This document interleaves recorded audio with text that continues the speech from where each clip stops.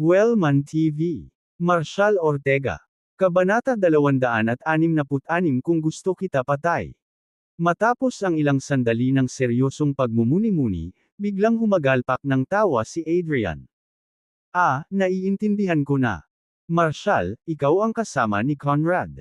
Hahaha. So friends tayong lahat dito. Misunderstanding lang. Simple misunderstanding. Hahaha. Tumawa si Adrian para matakpan ang sarili niyang discomfort. Marshal, nagkamali si Drew sa paglalagay ng daliri sa kapatid mo. Hindi ito maaaring palampasin. Utang ko sa iyo ang isang paliwanag. Sa sobrang galit, kinuha niya ang isang kutsilyo sa isa sa kanyang mga tauhan at itinutok ito sa binti ni Drew. Napasigaw si Drew sa paghihirap habang pinunit ng talam ang laman at buto. Naiwang tulala ang lahat sa bar. Imbes na harapin ni Adrian si Marshal, mas pinili ni Adrian na parusahan ang sarili niyang lalaki na si Drew.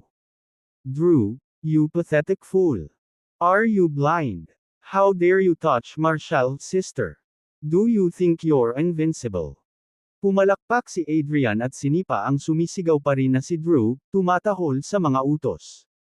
Pumunta ka dyan at humingi ng tawad kay Mr. Ortega at sa kanyang kapatid.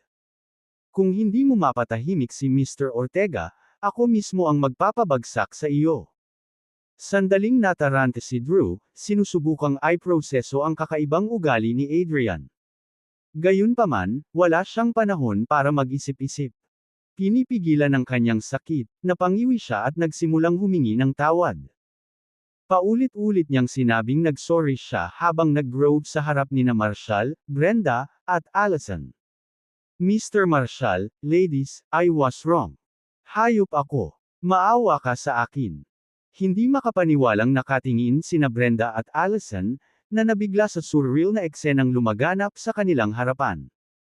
Si Adrian at Drew, na kilala bilang mga kilalang kontrabida ng Grimwolf Crew, ay hindi kailanman nagpakita ng gayong kabab ang loob sa sinuman. Natalo na sila ni Marshal, pero pinilit ni Adrian si Drew na humingi ng tawad. Itinaas ni Allison ang kanyang tingin kay Marshal, na ang ekspresyon ay nanatiling hindi nagbabago, ang kanyang pagkagulat ay napalitan ng paghamak. Sa Terra Nova, ang mga Rogarius lang ang makakapagpayuko kay Grimwolf Crew. Marshal, sapat na ba ito? Tinapon ni Adrian ang dagwang kutsilyo. Isang matamis na ngiti ang ibinigay ni Marshal. Magkasundo tayo sa pansamantalang tigil-tigilan. Nang marinig ang sinabi ni Marshal, tumawa si Adrian. Napakaganda. Mr. Ortega, ang galing mo talaga. Ako na ang bahala sa lahat ng gastusin mo dito sa Dreamscape Bar ngayon. May iba pa akong dapat asikasuhin, kaya aalis na ako. Teka, hindi pa tapos ang negosyo natin. Nawala ang ngiti ni Marshal. Dahan-daang tumalikod si Adrian, pilit na ngumiti. Anong ibig mong sabihin, Marshal? Nakaramdam ng pagkadismaya, sumingit si Allison, Marshal, tapos ka na ba? Aalis na sila, so why complicate matters? Naghahanap ka ba ng gulo? Hindi pinansin ang mga komento ni Allison, hinayla ni Marshal ang isang upuan at umupo. Adrian, si Cheris, kapatid ni Conrad, ay pinilit na gumamit ng droga na humantong sa kanyang pagkamatay dahil sa iyong Grimwolf Crew. Dahil dito, napawi ang ngiti ni Adrian. Marshal, sinasabi mo bang gusto mo akong gawin na kaaway mo ngayon? Gumapang ang mga labi ni Adrian sa isang nakakatakot na ngiti. Nang makita ni Allison ang kanyang ekspresyon, nagalit si Allison, Marshal, kailangan mo ba talagang palakihin ito para lang ipagmalaki ang iyong tinatawag na kabayanihan? Sinasabi ko sa iyo, hindi ako humanga. Magwala ka. Nagdilim ang ekspresyon ni Marshal. Ang pipiliin kong gawin ay hindi nangangailangan ng iyong walang katapusang komentaryo. Tinadyakan ni Allison ang paa sa iritasyon.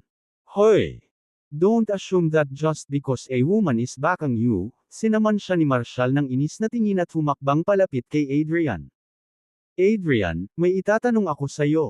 I expect an answer. Bahagyang napangiti ang mga labi ni Adrian. Sa tingin mo ba talaga tinatakot mo ang Grimwolf Crew? Lumipat si Marshal kay Allison at malamig na inulit, tinatanong kita muli, may kinalaman ka ba sa pagkamatay ng kapatid ni Conrad? Marshal, naipakita ko na sayo. Sapat na paggalang. Huwag mong subukan ang aking pasensya. Sa deklarasyong iyon, kaig ng mga Grimwolf crew enforcer ang nagsiwalat ng kanilang mga kutsilyo, na nakapalibot kay Marshal. Sa wakas ay naunawaan na ni Conrad kung bakit sa simula pa lang ay hinarap na ni Marshal si Drew. Sinadya niyang hikayatin si Adrian, ang pinuno ng Grimwolf crew, na ipagtapat ang katotohanan tungkol sa pagkalulong sa droga ni Cheris at sa kanyang malagim na pagkamatay. Marshal, let me handle this matter regarding Cheris. You should leave now, pagpupumilit ni Conrad na ang tono ay mapilit. Binigyan ni Marshal si Conrad ng panatag na tapik sa balikat, ang kanyang tingin ay nagyayelong itinuro niya ito kay Adrian. Tumigil ka sa paglalaro. Sagutin mo ang tanong ko. Huminto si Adrian, tinitigan ang mga enforcer na nakapaligid sa kanya, isang malamig na liwanag ang kumikinang sa kanyang mga mata. Ha! Narito ang katotohanan, si Cheris ang nagdala nito sa sarili sa pamamagitan ng pagtawag sa mga pulis. Tinuro niya ng mapanuksong daliri si Conrad. At ang tinaguriang bayani mula sa larangan ng digmaan ng Friday Kana ay nakipagtulungan sa mga walang kaalam-alam na opisyal at sinira ang operasyon ng ating Grimwolf crew. Nagpapatakbo ako ng negosyo ng droga, bakit ka nagmamalasakit? Naistorbo mo ang cash flow ng Grimwolf crew. Sino sa tingin mo ang tatargetin ko kung hindi kayo ni Cheris? Kung gusto mong putulin ang lifeline ko, aayusin natin ito sa tradisyonal na paraan. Sa sandaling iyon, kumislap ang nakamamatay na kislap sa mga mata ni Conrad. Kinumpirma niya na ang mga tauhan ni Adrian ang may pananagutan sa pagkamatay ni Cheris. Adrian, hamak ka. Ha ha ha. Umalangaw-ngaw sa bar ang tawa ni Adrian. Conrad, kahit gaano ka kahusay, iisang lalaki ka pa rin. Ang Grimwolf crew ay may libu-libo sa aming utos, at mayroon kaming mga pulis sa aming panig. Sa tingin mo paano ka makakalaban sa akin? Kung gusto kitang patayin, kakayanin ko ng walang pag-iisip. Ha ha ha. Tinuro ni Adrian si Marshal, nanunuya, kahit magsanib puwersa kayong dalawa, laman at dugo pa rin kayo. Hindi ako makapaniwala na iniisip mo na mahahamon mo kami.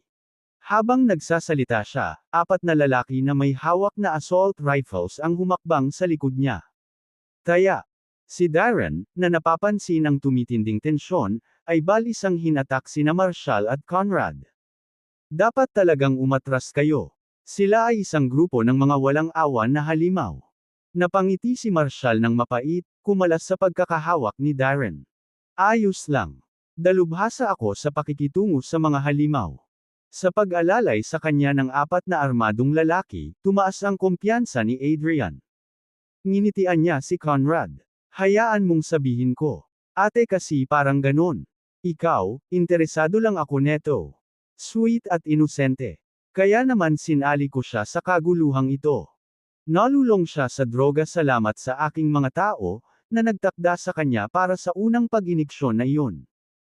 Nang magsimula ang pananabik ng iyong kapatid na babae, dumating siya upang humingi ng tulong sa akin. Ha! Halos sumubsob sa akin ang maliit mong kapatid na babae, haha. She had such fair skin, so soft. Parang masapak ko siya sa kalahati kung gagamit lang ako ng kaunting puwersa. Umalangaw-ngaw sa bar ang nakakalokong tawa ni Adrian habang kinukwento niya ang kanyang kakatwang kwento. Lahat ng naruroon ay nabigla sa kanyang karumal-dumal na pagpapakita. Humigpit ang mga kamao ni Conrad, maririnig na nagbitak. Adrian, halimaw ka. Lalong tumawa ng baliw si Adrian. Conrad, alam mo ba na pagkatapos kong magsawa sa kapatid mo, nagpalit-palit ang mga tauhan ko sa kanya? Pati si Drew Nazali. Ginawa namin hanggang sa hindi na siya makasigaw, hahaha. Hindi kitilin ng kapatid mo ang sarili niyang buhay. She was assaulted by me and my men, which led to her death. Ano kaya ang pakiramdam? Hahaha. Kabanata 267 Marshal, isa ka talagang dyablo. Nakaramdam si Adrian ng paglaki ng kumpiyansa habang tinutulak niya sina Marshal at Conrad, na napanatag ng presensya ng 4 na armadong miyembro ng Grimwolf crew sa kanyang tabi. Ang masaklap pa, papunta na ang mga pulis at ang mga Harlow.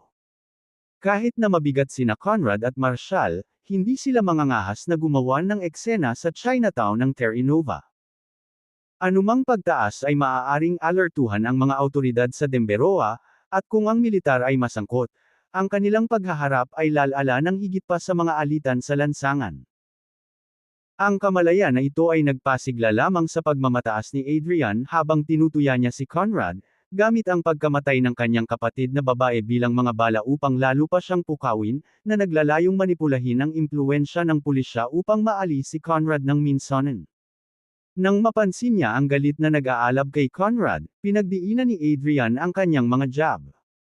Conrad, kahit ngayon alam mo na ang totoong nangyari sa kapatid mo, wala ka nang magagawa sa akin o sa Grimwolf crew. Natukoy na ng pulisya na namatay si Cheris dahil sa overdose, na nag-hallucinate siya at tinapos ang sariling buhay. Ha! Anong plano mo ngayon? Panunuyan niya. Sige, patayin mo ako. Kung gagawin mo, sasamahan ka rin ng halos buhay mong ina sa impyerno. Haha! Umalangaw-ngaw sa bar ang mapanuksong tawa niya. Nanginginig si Conrad, nagliliyab ang mga mata sa galit. Sa init ng panahon, madali niyang nadurog si Adrian bilang paghihiganti sa kapatid. Kahit na nakapaligid sa kanya ang mga miyembro ng Grimwolf, hindi siya magpapatalo. Ngunit iyon ay nangangahulugan ng pag-abandona sa kanyang ina. Sa kanyang sandali ng pag-aalinlangan, isang blur shot ang dumaan sa kanya. Si Marshall ay umabant na parang missile, bumangga kay Adrian at napahiga siya sa lupa. Boom! Si Adrian, na natigilan sa gitna ng kanyang pagtawa, ay biglang napadpad sa poste ng bar ni Marshall. Humiling ka ng kamatayan. I'll gladly deliver. Sa halip na tapusin ito ng mabilis, walang humpay na suntok ang pinakawalan ni Marshall sa katawan ni Adrian. Bang! Bang! Bang! Ang bawat suntok ay umalangaw-ngaw sa mapurol na mga kalabog habang ang mga buto ni Adrian ay nagbitak sa ilalim ng lakas. Desidido si Marshall na basagin ang bawat buto sa katawan ni Adrian, na iniwan siyang sumuko sa manipis na ulap ng sakit at kawalan ng pag-asa. Walang kapangyarihan si Adrian na ipagtanggol ang sarili laban sa walang humpay na pagsalakay ni Marshall, habang ang kanyang mga tripulante ay nakatayong paralisado sa takot, walang naglakas loob na pumasok. Ang apat na armadong lalaki sa malapit ay pare-parehong hindi kumikilos sa tindi na nagmumula kay Marshall, na pansamantalang nakalimutan ang kanilang sariling mga responsibilidad. Bago sila makapag-react, mabilis na binuwag ni Marshall ang kanilang mga rifle sa isang tambak ng mga bahagi, na nag-iwan lamang ng isang buo. Idiniin niya ang bar aisle sa noo ni Adrian, na sa kabila ng kanyang malagim na sitwasyon, nagawa niyang mapanatili ang isang baluktot ng ngiti, ang kanyang mukha ay may bahid ng dugo. Ang mga pulis at ang Harlow ay darating anumang minuto. Kung mayroon kang lakas ng loob, sige patayin mo ako. Tumawa si Adrian. Hey, kung papatayin mo ako, wala ni isa sa inyo ang aalis ng buhay. Gusto mo bang mamatay? Kaya kung ayusin yan. Tumango si Marshall, tinanggal ang kaligtasan sa rifle at hinayla ang gatilyo. Hilyek. Ang tunog ng firing pin na tumama sa isang bakanteng silid ay umalangaw-ngaw sa bar, na nagdulot ng paghingal mula sa mga nanunood. Si Adrian, nagulat, ay nakaramdam ng takot na bumalot sa kanya nang mapagtanto niyang si Marshall ay talagang handang barilin siya. Nagkibit balikat si Marshall at nagbiro, "Nako, nakalimutan kong i-load ang mga bala." Sa isang mabilis na pagpitik ng kanyang pulso, pinalitan niya ang magazine at itinutok muli ang baril sa ulo ni Adrian. Sa pagkakataong ito, nagsimulang humina ang kumpiyansa ni Adrian. Marshall, pag hinayla mo yang gatilyo na yan, magbabayad ka ng mahal ng pamilya ng kapatid mo. Ganun ba? Malamig na tugon ni Marshall, pinaalis ang kaligtasan. Kung lahat tayo ay nakatakdang mamatay, baka mauna ka na. Hindi mo ako mabaril. Sigaw ni Adrian na may bahid ng takot sa boses. Sa pagkakataong iyon, hinawakan ni Conrad ang pulso ni Adrian. Marshall, huwag mong gawin dito. Naunawaan ni Marshall ang babala, kailangan niyang panatilihing kapantay ang ulo. Ang walang ingat na pagkilos ay maaaring makapukaw ng interbensyon ng militar ng Demberoa. Kung masangkot ang tropa ng gobyerno, mawawalan ng kontrol ang sitwasyon. Marshal, hayaan mo muna siya. Ako na mismo ang haharap dito. I'll kill this jerk, but not just yet. Giit ni Conrad. Kailangan kong isipin ang aking may sakit na ina. Alam na alam ni Marshal ang bumabagabag sa isip ni Conrad. Ang pagkarinig sa mga salita ni Conrad ay nagbigay kay Adrian ng panibagong lakas ng loob. Bitawan mo ako ngayon din. Ang mga pulis at ang mga Harlow sa Chinatown ay umaatres sa akin. Kung papatayin mo ako, mapapahamak kayong lahat. Nakangiting ngumiti si Marshal. O talaga. Hindi lang kita papatayin ngayon, pero gagawin ko itong isang palabas. Inilipat niya ang target ng baril sa kaliwang balikat ni Adrian. Bang! Pumutok ang balikat ni Adrian nang mapunit ang bala, na nabasag ang kanyang braso. Ah! Loko ka, babayaran kita dito. Sumugod ang Grimwolf crew, nakahanda ang mga sandata para ipagtanggol ang kanilang pinuno. Back off! Or I swear I'll blow his brains out. Sigaw ni Marshal, pinaikot ang baril sa kabilang balikat ni Adrian. Bang! Isang pangalawang putok ang umalangaw sa bar, at sigaw ni Adrian. Mas galit na galit ang kanyang kanang braso. Nagdusa ng parehong kapalaran. Nanlaki ang mga mata ni Adrian sa sobrang takot habang hinarap ang walang humpay na ekspresyon sa mukha ni Marshal. Naalala niya ang mga naunang salita ni Conrad, at ngayon ay naramdaman nilang tunay na totoo. Marshal, pabayaan mo na ako.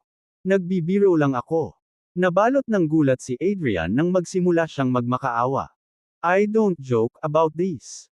Every word I say is serious, malamig na sagot ni Marshal, tinutukan ng baril ang kaliwang tuhod ni Adrian.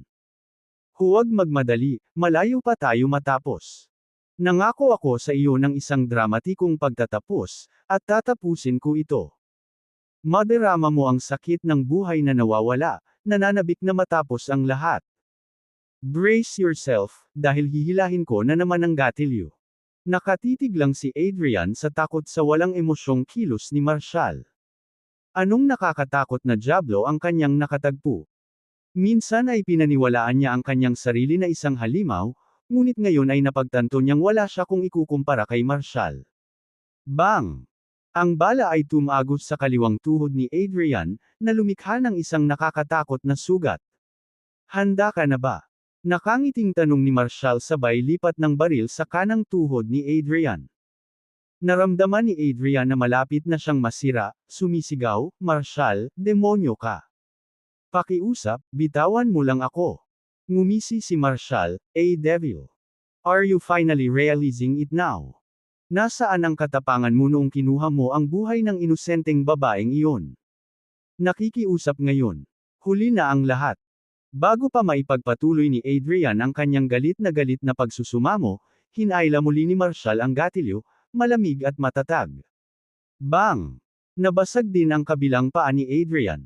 Akala ng lahat si Adrian. Natapos, ngunit si Marshal ay nag-flash ng masama. Ngumisi sa halos walang malay na lalaki. Gawin pa natin ito. Hindi malilimutan.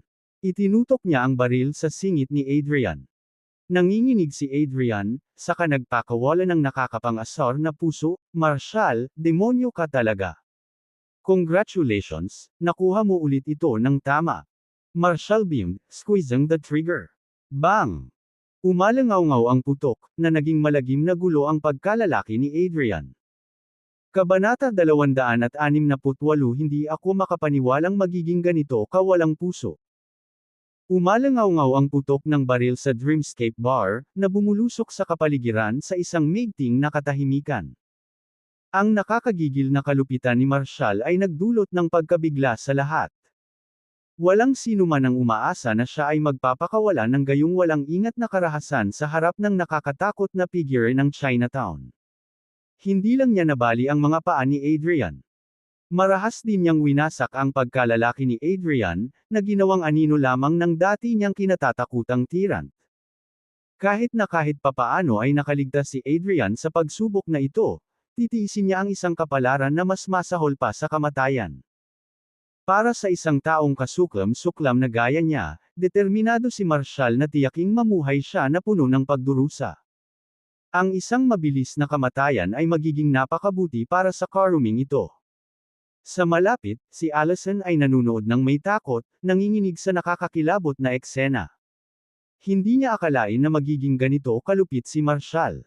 Ang kanyang walang pakundangan na gawa ay ganap na naghiwalay sa kanya mula sa Grimwolf crew. Paghakbang pasulong, sinuri niya si Marshall ng galit na galit.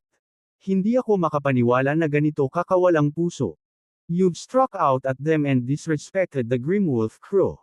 Ang babaeng iyon ay kailangang harapin ang magiging epekto ng iyong mga aksyon. Naisip mo na ba kung ano ang susunod na mangyayari?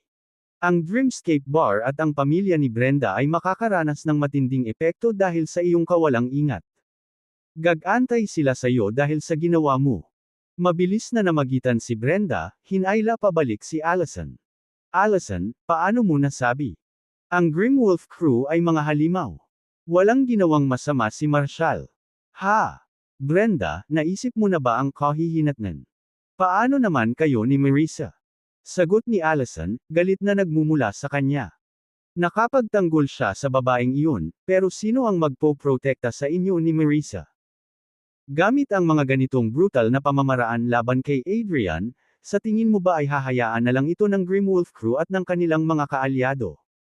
Bahagyang ipinikit ni Marshall ang kanyang mga mata, lumipat ang kanyang tingin sa galit na ekspresyon ni Allison. Malupit. Malamig na ngiti ang sagot ni Marshall. Paano ang pagkamatay ng kapatid ni Conrad? Hindi ba malupit iyon? Ano? Nakanguso si Allison na umiling sa hindi makapaniwala. Ha? Sino ka sa tingin mo? With an unreadable expression, tumalikod si Marshall, pinaalis siya. Napabuntong hininga si Conrad, na bigla sa malagim na katotohanan. Ang kalamidad na ito sa una ay ang kanyang pasanin lamang, ngunit si Marshall ay hindi may iwasang maging bahagi nito. Ito ay parehong nakakagulat at sa paanuman predictable. Si Marshall ay nakipaglaban sa kanyang tabi sa mga panahong mapanganib, na humantong sa kanya upang seryosong masaktan si Adrian sa isang paghaharap sa Grimwolf crew upang ipaghiganti si Cheres. Lahat ng ginawa ni Marshall ay para kay Conrad. Ito ay isang bono na nabuo sa pamamagitan ng pinagsamang pakikibaka. Napagpasyahan niya na hindi na siya makapagpigil. Ang Grimwolf crew, kasama ang Harlows ng Chinatown at ang mga tiwaling opisyal ng Terra Nova, ay gag-antay laban kay Marshall. Nailarawan na niya ang mga haba na maaari nilang marating. Ngunit hayaan ito. Kung dumating man iyon, tatayo siya kay Marshall at babaliktarin ang madilim na mundong ito. Kung ang kapalaran ay hindi magbibigay sa kanya ng isang simple, ordinaryong buhay, siya ay gagawa ng isang mapayapang pag-iral para sa kanyang sarili. Mula nang bumalik mula sa Friday Kana, masyado na siyang nagtiis. Kung hindi dahil sa kanyang mga mahal sa buhay, matagal nang patay si Adrian at ang kanyang barkada. Marshall, isama mo na si Brenda at umalis na. Sa tingin ko, malapit nang dumating ang mga Harlow at ang mga pulis. You're not from Terra Nova. It could get mess for you here. Umiling si Darren bilang pagbibitiw. Marshall, go lang. Itong sitwasyong ito ay malamang na hindi magtatapos ng maayos. Gayunpaman, mayroon akong ilang koneksyon kay Sheriff Roland sa Terra Nova. Ipapaliwanag ko sa kanya ang lahat. Biglang nabasag ang hangin sa hiyawan ng mga sirena. Isang matangkad at mabigat na opisyal ang pumasok sa bar, na nasa gilid ng isang dosenang armadong opisyal ng pulisya. Mabilis na napaatras sa takot ang mga parokyano sa loob ng bar. Isang grupo ng humigit kumulang 12 pulis ang nagsanay ng mga baril kay Marshall. Ihulog mo ang iyong sandata at ilagay ang iyong mga kamay sa iyong ulo. Utos ng isang opisyal. Tinapon ni Marshall ang kanyang assault rifle nang walang pag-aalinlangan. Gayunpaman, sa halip na sundin ang kanilang mga utos, kumuha siya ng basang panasan at sinimulang linisin ang kanyang mga kamay. Si Conrad, na nagmamasid sa eksena, ay nagpasya. Kung gumawa ng anumang hakbang si Marshall, ilalabas niya ang kalituhan ng walang dalawang pag-iisip. Ang sheriff na nangunguna sa grupo ay si Roland Corbin mula sa presinto ng Chinatown. Mabilis niyang nilapitan si Adrian na nagsisimula pa lang magkamalay. Mr. Howler, okay ka lang? Si Adrian, sa gulat pa rin, ay sumigaw, Sheriff Roland, arestuhin mo siya. Gusto ko siyang patayin. Inilipat ni Roland ang kanyang atensyon kay Marshall, ang kanyang ekspresyon ay mabangis. Huwag kang mag-alala, Mr. Howler. Sisiguraduhin kong mabibigyan ng hustisya. Iminuwestre niya ang doktor na kasama niya. Patatagin mo siya agad. Pagkatapos ay bumalik si Roland kay Marshall, ang kanyang tono ay tumutulo sa paghamak. Baliw ka. How dare you shoot someone in broad daylight? Ngayon, gaano man ka-impluwensya ang iyong mga koneksyon kahit na magpakita mismo ang hari ng impyerno sisiguro kung mahaharap ka sa hustisya. Tinuro niya ang mga armadong opisyal. Sa likod niya, tumatahol na utos, ang lalaking ito ay isang marahas na pagbabanta. Ibalik mo siya sa istasyon. Kung siya ay lumaban, barilin siya kaagad. Pinag-aralan ni Marshall si Roland ng may yelong titig. Ang mga tinatawag na opisyal na ito ay nakasuot ng mga uniforme, ngunit hindi sila naiiba kay Adrian marahil ay mas masahol pa. Kung ito ay dumating sa ito, hindi siya magdadalawang isip na puksain silang lahat. Maayos niyang itinupi ang basang panasan at inilagay sa mesa. Pumasok si Conrad, at sinabing, Sheriff Roland, wala itong kinalaman sa kanya. Ako ang bumaril kay Adrian. Galit akong kumilos nang malaman na ang halimaw na ito ang pumatay sa aking kapatid. Kung may gusto kang arestuhin, kunin mo na ako. Giit niya. Given my past assistance to your department in solving major cases, you should let my friend go. Ngumisi si Roland, hinampos ng likod ng kamay si Conrad sa dibdib. Ha, sa tingin mo may kredibilidad ka sa akin? Conrad, kung hindi dahil sa iyo at sa iyong kapatid na ibinunyag ang mga aktibidad ng droga ng Grimwolf Crew, hindi ako haharap sa pagsaway mula sa Terra Nova Elite. At hindi ako na-stuck sa dead-end na posisyon na ito ng maraming taon nang walang promosyon. Akala mo ba pwede ka nalang pumunta dito at asahan mong pakakawalan ko siya? Not a chance. Arrest them both. Naikuyom ni Conrad ang kanyang mga kamao, handang lumaban kung kinakailangan. Ngayon, ibinunyag ni Marshall ang salungatan na ito habang naghihiganti siya para kay Cheres. Hindi siya papayag na kunin siya ng mga tiwaling opisyal ni Terra Nova. Humakbang din si Darren, nakikiusap, Sheriff Roland, nagsimula ang lahat sa Dreamscape Bar. Please let Mr. Marshall go. I'll explain everything later. At papadalhan kita agad ng pera ng staff ng bar. Bago pa siya makatapos, biglang sumabad si Roland. Darren, sinusubukan mo bang suhulan ako sa harap ng lahat?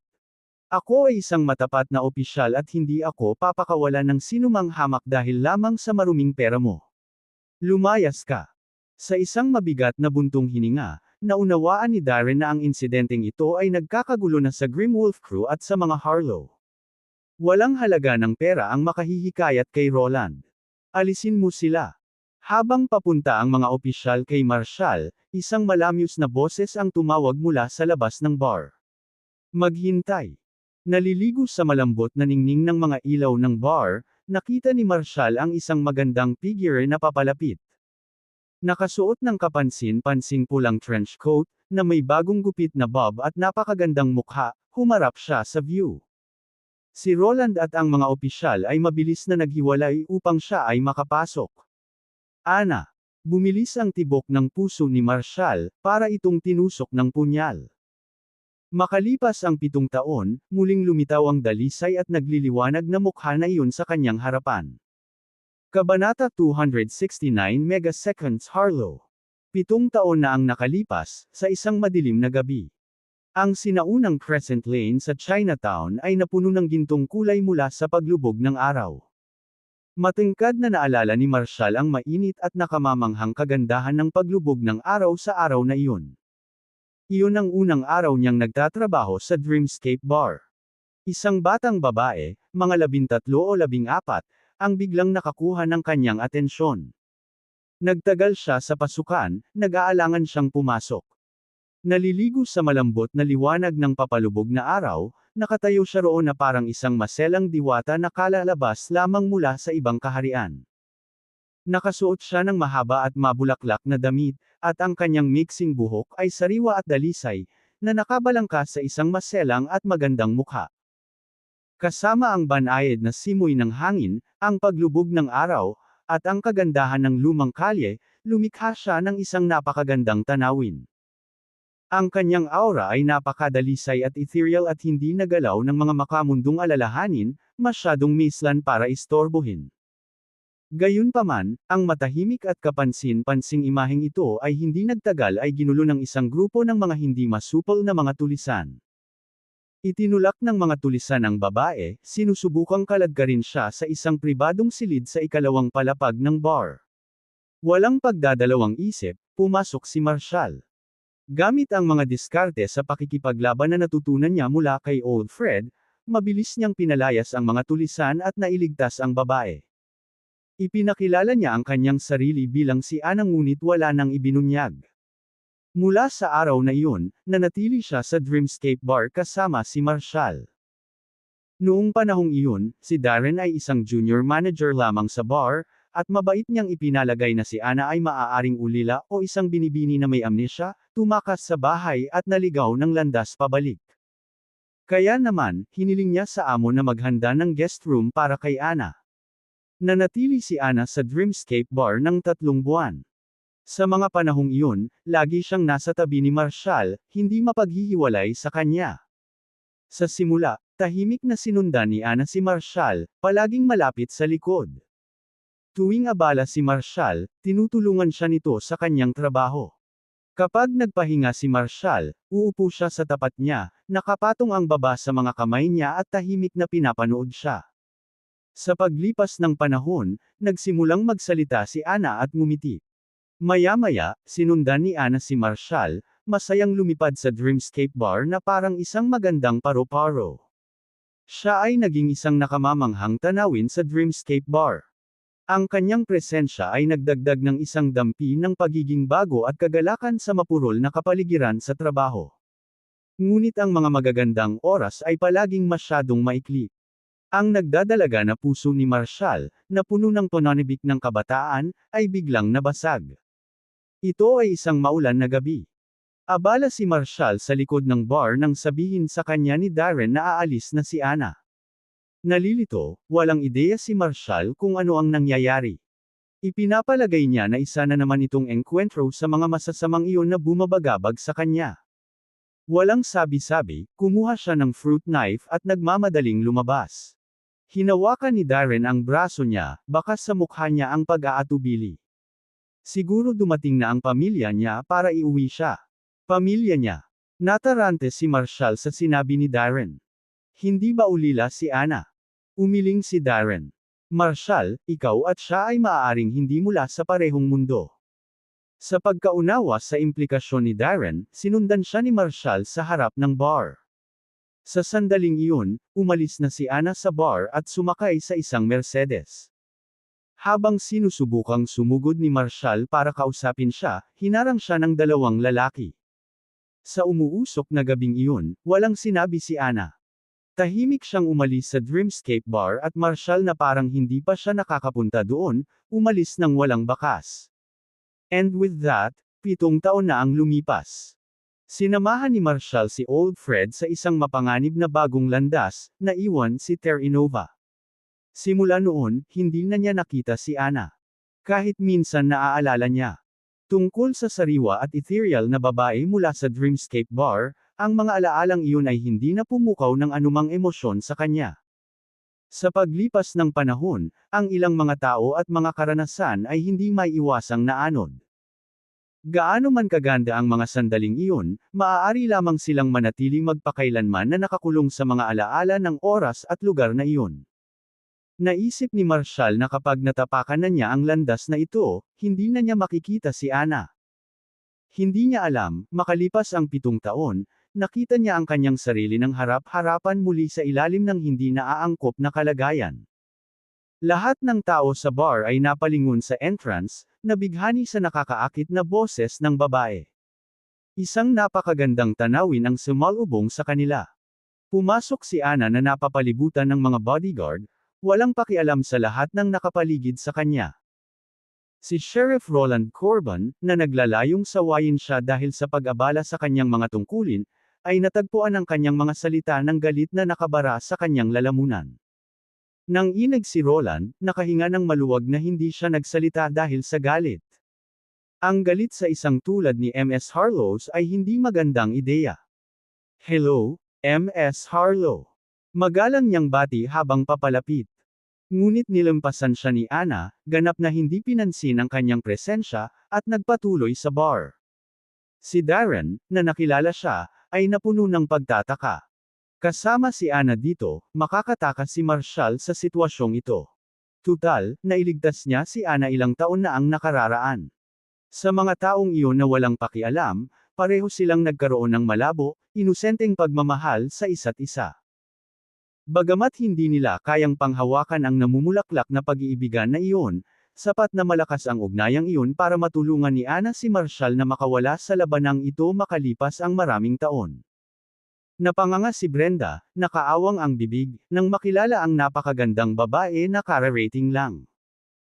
Ang kakilakilabot na presensya ng babaeng ito ay maaaring si Anna lamang, ang bar girl na madalas banggitin ni Marshall 7 taon na ang nakakaraan. Samandal si Allison, bamulong, sino siya? Mukhang may kahangahangang background siya. Tahimik na ibinahagi ni Brenda ang kwento ng relasyong kabataan nina Anna at Marshall. Nang lingunin ni Allison sina Anna at Marshall, ang kanyang mga mata ay napuno ng selos at paghamak. Sabi ni Brenda, mukhang parehong nag-iingat sa kanya ang sheriff at ang Grimwolf crew. Dapat okay na si Marshall ngayon. Ngumisi si Allison. Talagang kaawa-awa si Marshall, umaasa sa isang babae para kumilos ng mataas at makapangyarihan. Sa sandaling iyon, napansin ni Roland na hindi siya pinapansin ni Anna, kaya binilisan niya ang kanyang lakad upang maabyutan siya. Ms. Harlow, what brings you here? This place is currently a crime scene and very dangerous. Bilang sheriff ng Chinatown sa Terra Nova, naunawaan ni Roland ang kahalagahan ni Anna sa loob ng Harlows. Ang mga Harlow ay isa sa ilang kilalang pamilya sa Terra Nova. Ang ama ni Anna, si Nathan Harlow, ay may espesyal na kaugnayan sa mga nakatataas na echelon ng pamahalaan ng Denveroa. Nagkaroon siya ng 3 anak, may 2 anak na lalaki.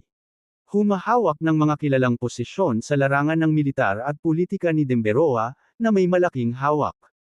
Impluwensya. Habang si Anna ang magiging tagapagmana ng pamilya. Ang mga Harlow ay nireranggo sa nangungunang 5 pinakamakapangyarihang pamilya sa Denveroa. Napansin ni Roland na si Anna ay direktang patungo sa direksyon ni Marshall. Mabilis niyang binalaan, Ms. Harlow, delikado ang lalaking ito. Siya ang bumaril kay Adrian. Roland, tumahimik ka nga. Malamig na sagot ni Anna. Pagkatapos ay bumaling siya kay Marshall, pinalawak ang kanyang mapatla, payat na kamay na walang pakialam. Marshall, nakakagulat na makita ka rito. Lalo na sa ganitong sitwasyon. Kabanata 270 Disappoint mo ako. Kilala ba ni Ms. Harlow si Marshall? Nagulat si Roland sa eksenang nasa harapan niya. Sa paraan ng pagsasalita nila, mukhang matagal nang magkakilala ang dalawa. Kung totoo iyon, mas naging komplikado ang sitwasyon ngayon. Mabilis na nasuri ni Roland ang iba't ibang relasyon at ang mga implikasyon nito sa kanyang isipan. Muli niyang sinulyapan si Adrian na nakabalot sa kanyang wheelchair. Napagtanto niya na ang presidente ng Grimwolf crew ay ganap na ginawa para sa. Nakaligtas man siya, hindi na niya mabawi ang kanyang posisyon bilang pinuno. Ang mga Harlow ay hindi kailanman magtitiwala sa isang lumpo na pangasiwaan ang kanilang mga gawain. Sa kasong ito, ang usapin ng pagbaril ni Marshall at malubhang pananakit kay Adrian ay nakasalalay sa saloobin ng mga Harlow. Ang malamig at malayong bati ni Anna ang nagpabalik sa katinoan ni Marshall. Sa harap niya ay nakatayo ang malayong si Ms. Harlow, hindi na ang bagong mukha na batang babae na may maikling buhok noong nakalipas na mga taon. Matagal nang naglaho ang dating kumikinang niyang ngiti, na wala sa umuusok na dapit hapon ng gabing iyon 7 taon na ang nakararaan. Habang inaabot ni Anna ang kanyang kamay, hindi kumibo si Marshall para tumugon. Sa halip, ngumiti siya nang walang pakialam, sinabing, ang buhay ay puno ng mga sorpresa. Awkwardly binawi ni Ana ang kanyang kamay, itinaas ang kanyang tingin para suriin siya. Sa pagmamasid sa kanyang walang pakialam na kilos, isang kislap ng inis at pang-aalipusta ang sumiklab sa kanyang mga mata. Kakabalik ko lang sa Terra Nova pagkatapos mag-aral sa Otrinia, Ana remarked, eyeing Marshall again. Anong ginagawa mo nitong mga taon? Nagkibit balikat si Marshall. Oh, nothing important, just spent a few years hanging out in Friday Cana. Lalong lumalim ang pagkadismaya ni Ana. After all this time, paano ka napunta sa ganito? Ganun ba? Nakakainis ba talaga ta? Nakangiting sabi ni Marshall sabay sulyap kay Darren sa tabi niya. Umiling si Ana na may dismissive huff at ibinaling ang tingin kay Darren. Ibinaba ni Darren ang kanyang ulo, agad na nawala ang saya sa kanyang mga mata. Hindi niya inaasahan na magiging ganito ang pagkikita nila ni Ana. Bawat salita ay naglalabas ng pagmamataas at paghamak. Nagulat si Brenda. Hindi niya akalain na makalipas ang 7 taon, magiging hindi pamilyar si Ana. Sa pagkakataong iyon, kumikirot ang kanyang puso para sa kanya. Dahil nakikita niya ang panandaliang pagkabigo at lungkot sa mga mata ni Marshall. Ms. Harlow, kilala mo ba siya? Si Adrian, na nakabalot ng mga benda at nakaupo sa isang wheelchair, ay itinulak ng ilang subordinate kay Ana. Mata-ray na sagot ni Ana, kakilala lang noong 7 taon na ang nakakaraan. Kumunot ang noo ni Darren sa gulat. Tumingin siya sa malayong si Ana, isang mapait na ngiti ang sumilay sa kanyang mukha. Kakilala lang talaga ang tawag niya kay Marshall 7 years ago. Ang mga salitang iyon ay nagparamdam sa kanya ng pagkadurog ng puso. Biglang lumingon si Darren kay Marshall. Naalala niya kung paano, noon, sina Marshall at Ana ang perpektong mag-asawa ng Dreamscape Bar. Nagdala sila ng kagalakan sa kanilang mga kasamahan at mga customer, na tahimik na nagnanais para sa kanilang panghabang buhay na kaligayahan na magkasama. Kahit na ang mga pangyayari ay humadlang sa kanila na maging panghabang buhay na kasosyo, hindi sila dapat nahulog hanggang sa maging walang iba kundi ang mga kakilala. Hindi napigilan ni Marshall na matawa sa sarili. Ang malupit na mga taon na iyon ay tiyak na nagbago ng maraming bagay. Lalo pang naging tapat ang mga taos puso at ang mga mapagkunwari.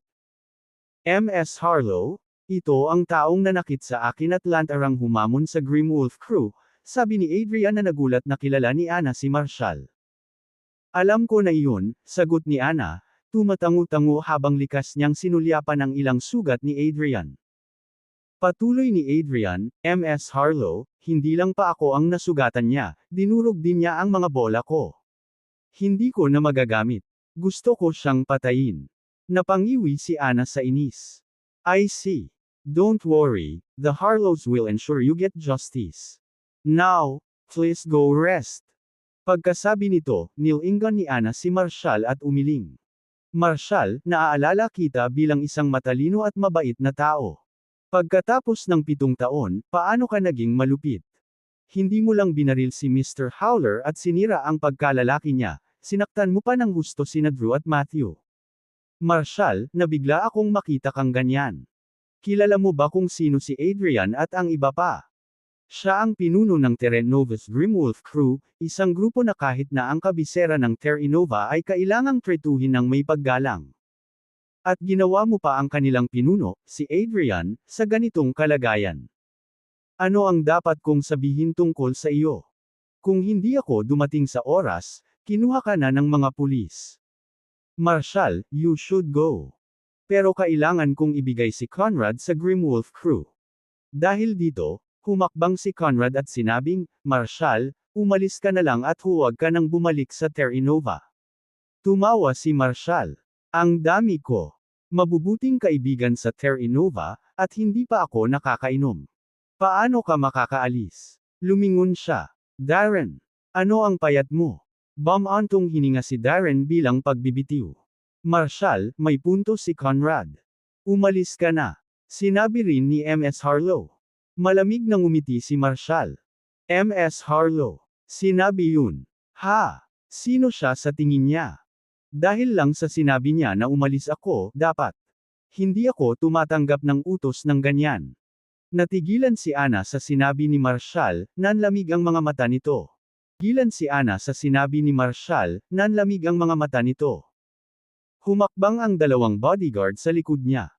How dare you speak to Ms. Harlow ng ganyan? Sino ka sa tingin mo? Gusto mo akong pag-alitan? Papatayin kita. Gumanti si Marshall na may mapanuksong ngiti, na iniugoy ang kanyang kamay patungo sa kanila. Agad na pinalipad pabalik ang dalawang kahangahangang bodyguard. Marshall, paano ka naging walang galang? Galit na bulalas ni Ana na pinandilatan siya ng mata. Makipag-usap tungkol sa pagiging magalang sa isang taong pinapagalitan ako. Malamig na ngumiti si Marshall. 7 years ago, noong binubuli ka ng isang grupo ng mga thug, bakit hindi mo ako hinayaang makipag-usap sa kanila tungkol sa pagiging magalang? Ikaw. Nanginginig ang mga labi ni Ana sa galit, ngunit kalaunan ay naayos niya ang sarili. Fine, Marshall. You can go. Consider it a repayment of your kindness 7 years ago. Ngumisi si Marshall. 7 years ago. Hindi ko maalala. Pero na-appreciate ko yung concern mo. Hindi ako aalis hanggat hindi tayo nagkakaayos ni Conrad. Marshall, paano ka naging hindi makatwiran? Bulalas ni Ana, tumataas ang kanyang pagkabalisa. Matagal nang maayos ang sitwasyon ni Conrad. Do you really think you have the power to change that? Kung hindi mo pinahahalagahan ang pagkakataong ibinibigay ko sa iyo, magsisisi ka. Sa puntong ito, napansin ni Ana na si Marshall ay nanatiling ganap na hindi nababahala. Isang mahabang buntong hininga ang pinakawalan niya. Marshall, hindi ko alam kung ano ang relasyon niyo ni Conrad. Maaari kong makipag-ayos sa kanila at hayaan si Conrad na umalis kasama mo. Pero kailangan mong humingi ng tawad kay Adrian, at ako na ang bahala sa kalalabasan. Mula ngayon, huwag ka nang umarte. Kapag na-provoke mo ulit ang isang taong hindi mo kayang hawakan, walang tutulong sa iyo tulad ko ngayon. Pagkatapos ng insidenteng ito, kailangan mong pagnilayan ang iyong sarili. Kung hindi, mahahanap mo ang iyong sarili sa maraming problema. Napatingin si Marshall sa babaeng nakatalikod sa kanya at humagalpak ng tawa. Seryoso ka ba? Humingi ka ng tawad sa kung anong mangmang. Ms. Harlow, nananaginip ka siguro. Ha ha ha.